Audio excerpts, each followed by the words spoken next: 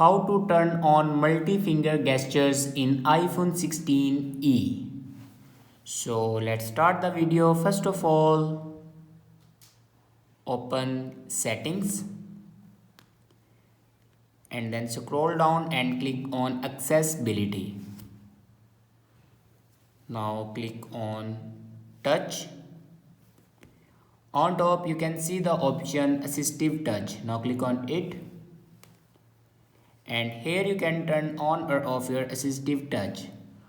After turn on your assistive touch, then go back to your home screen, and if you want to turn on your multi-finger gestures, then simply click on this assistive touch and then click on device and then click on more. Now here you can see the option gestures. Now click on it.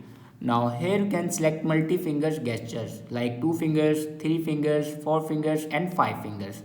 Now simply select any gestures like 3 fingers like that. So this is the way to turn on multi-finger gestures in iPhone 16e. I hope this video is helpful for you. Thanks for watching.